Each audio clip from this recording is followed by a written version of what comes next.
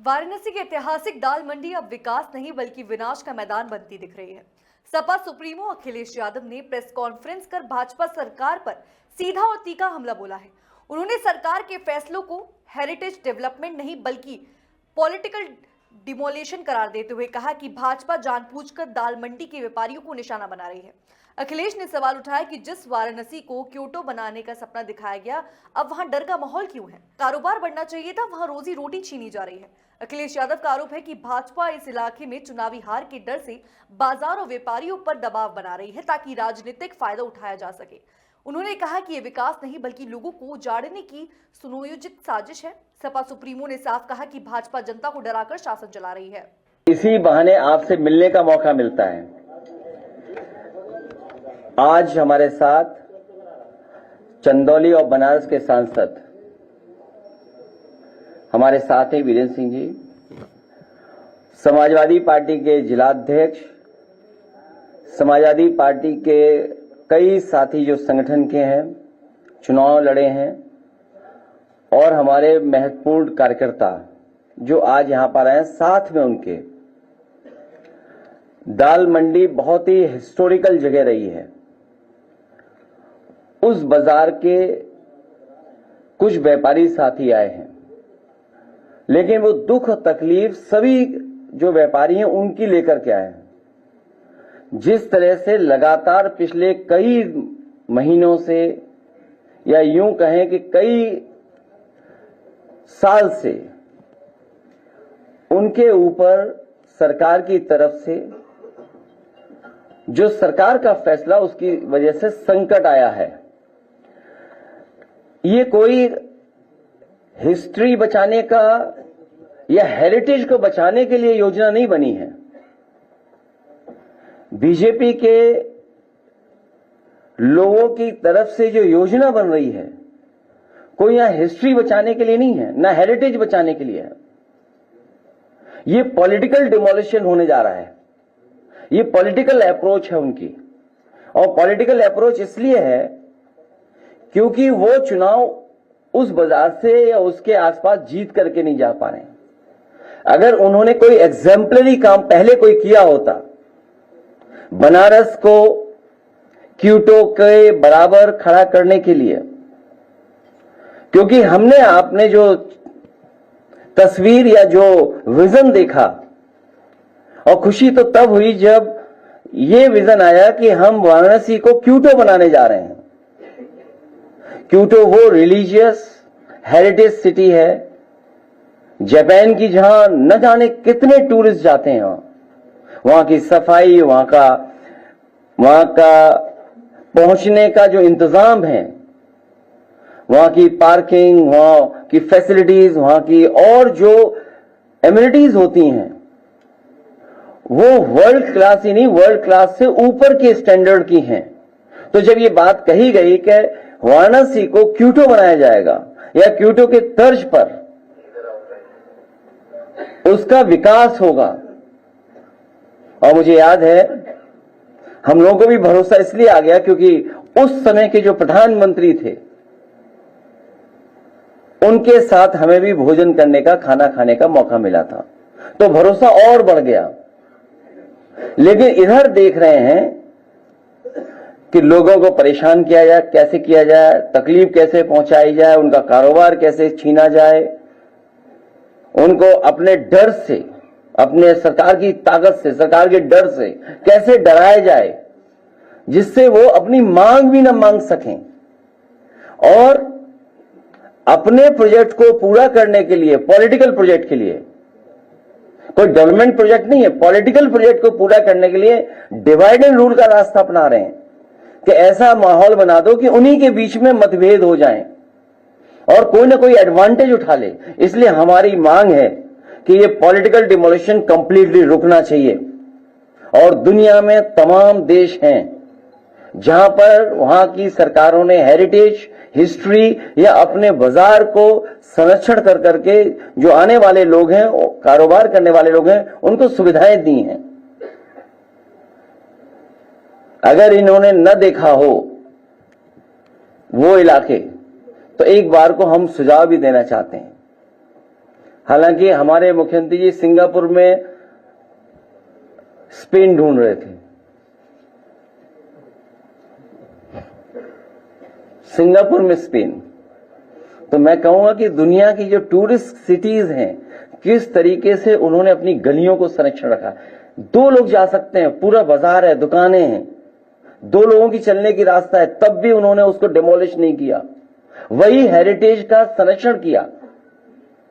क्योंकि विरासत में क्या मिल रहा है, हम पुरानी पीढ़ी से क्या सीख रहे हैं, क्या मिल रहा है आपको।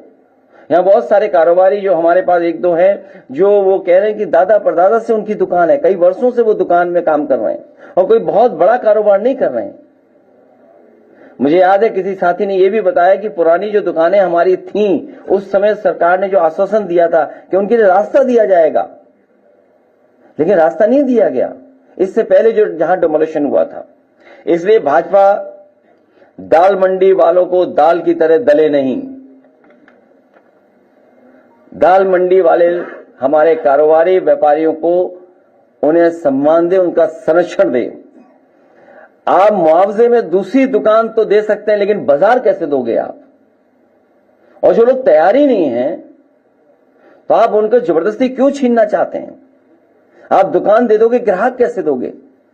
दाल मंडी कोई एक दिन में नहीं बनी है, न जाने कितने वर्षों से लोग वहां कारोबार कर रहे हैं।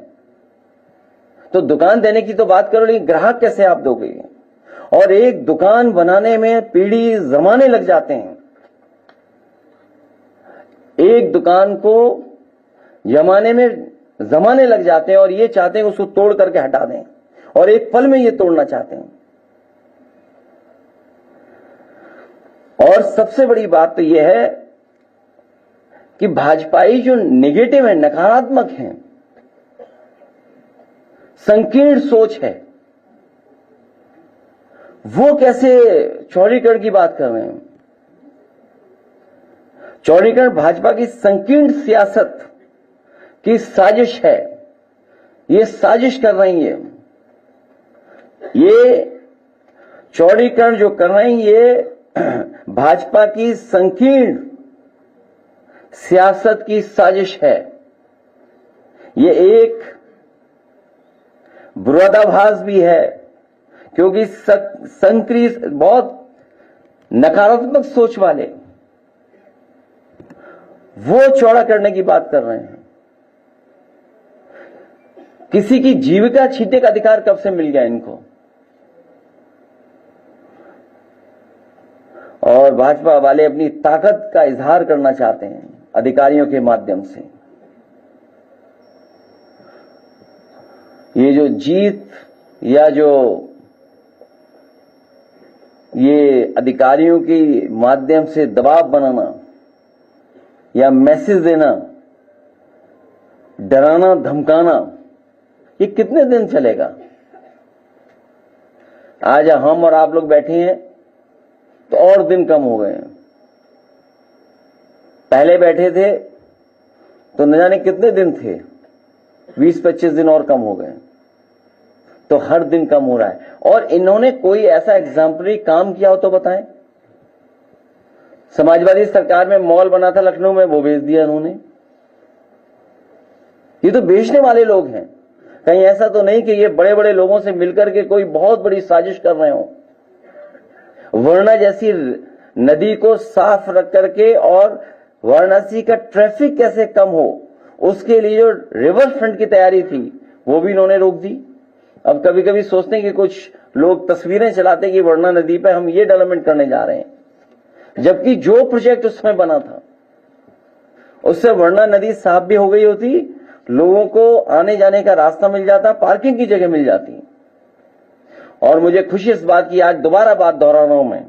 विधानसभा में मैंने दोहराई थी बात, और लोकसभा में मैंने ये बात कही, कई मौकों पर कहा मैंने कि आज जो मेट्रो जितनी भी चल रही है यूपी में, आपकी लखनऊ की मेट्रो समाजवादी की देन है, कानपुर की मेट्रो समाजवादी की देन है, नोएडा से ग्रेटर नोएडा जोड़ने वाली मेट्रो समाजवादी पार्टी की देन है, नोएडा को दिल्ली से जोड़ने के लिए मेट्रो समाजवादी पार्टी की देन है, आगरा की मेट्रो समाजवादी की देन है, और वहीं क्योंकि प्रधानमंत्री जी की कॉन्स्टिट्यूंसी में भी मेट्रो बन जाए, मेट्रो हो, इसलिए उस समय समाजवादी सरकार में पूरी डीपीआर बना करके और बजट 50 करोड़ दे करके हम लोग गए थे।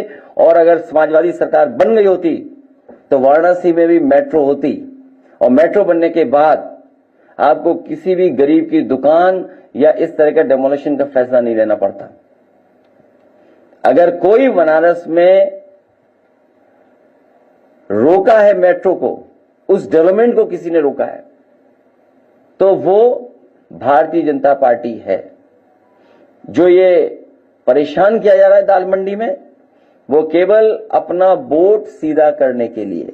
और अगर इनकी कोई तैयारी होती कि हम दाल मंडी को किस लेवल तक ले जाएंगे डेवलपमेंट, तो कम से कम किसी बड़ी संस्था से इस तरीके से स्टडी कराई होती।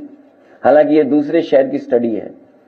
बहुत कोई पत्रकार साथी अगर बहुत समझदार हो, हालांकि सब समझदार हैं, ये पन्ने पलट करके देख सकता है कि अगर एक प्रोजेक्ट के लिए कितनी डिटेल्ड स्टडी होती है। एक अगर प्रोजेक्ट शुरू करना हो तो कितनी डिटेल्ड स्टडी होती है उसकी। ये केवल मैं उदाहरण के लिए दिखा रहा हूं, और कितनी डिटेल्ड स्टडी है सोचिए, केवल छोटे से इलाके के लिए।